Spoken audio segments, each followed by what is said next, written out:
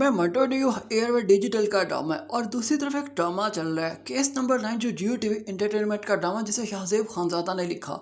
आज हम इन दोनों ड्रामास को कंपेयर करेंगे। क्या इन दोनों ड्रामास का कंपैरिजन बनता है क्योंकि ये मोस्ट वॉच ड्रामास में पहले और दूसरे नंबर पर चल रहे हैं जो 2025 में ब्रॉडकास्ट हो रहे हैं किसी भी पाकिस्तानी प्राइवेट टीवी चैनल के ऊपर। इनका कंपैरिजन स्टार्ट करें इससे पहले आप लोगों से रिक्वेस्ट है काइंडली हमारे इस चैनल को जरूर सब्सक्राइब कर दें, वीडियो को शेयर और लाइक ज़रूर करें।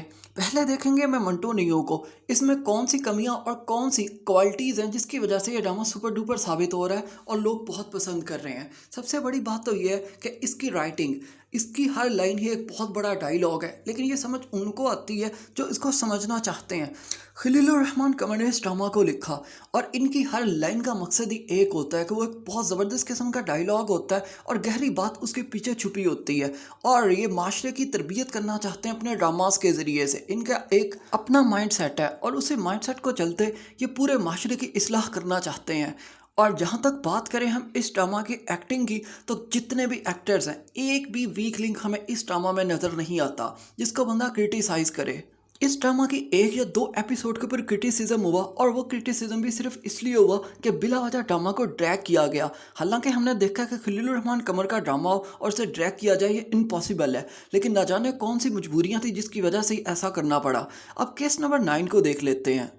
केस नंबर 9 को एंकर पर्सन शाहजेब खानजादा ने लिखा और उसका क्लेम भी यही है कि इस ड्रामे का मकसद माशरती इस्लाह है, लेकिन इस ड्रामा की लाइंस बहुत ही पुअर हैं। इस तरह की लाइंस है जो टिपिकली ट्रेडिशनली हमारे ड्रामास के अंदर बोली जाती हैं। चले, राइटर का पहला ड्रामा है उसको ये एज देते हैं कि उसने इतना दिमाग नहीं लगाया, वैसे भी शाहजेब खानजादा के पास जितना दिमाग था उसने उतना ही लगाना था। अगर हम एक्टिंग की बात करें तो बहुत सारे एक्टर्स ने बहुत ज़बरदस्त किस्म की एक्टिंग की। सबा कमर, जुनैद खान, फैसल कुरैशी की एक्टिंग बहुत अच्छी है, जबकि गौहर रशीद ने इंतहाई बुरी एक्टिंग की, बहुत ही ओवर एक्टिंग कर रहा है हर एपिसोड के अंदर। हालांकि गौहर रशीद ने अब तक जितने भी ड्रामास किए हैं बहुत अच्छी एक्टिंग करता चला आया है, लेकिन इस ड्रामा के अंदर उसे ओवर एक्टिंग करवाई गई एक पुलिस इंस्पेक्टर के रूप में और गौहर रशीद इतना ओवर हो गया अपना उस तरह का एक्सेंट बनाने के चक्कर में कि लोग उससे नफरत करने लग गए। और नफरत वो नहीं है कि उसके रोल से नफरत की जाए, नफरत उसकी एक्टिंग से लोग कर रहे हैं, उस पर क्रिटिसिज्म कर रहे हैं कि बहुत ही बुरी एक्टिंग कर रहा है, ओवर एक्टिंग कर रहा है। इसी तरह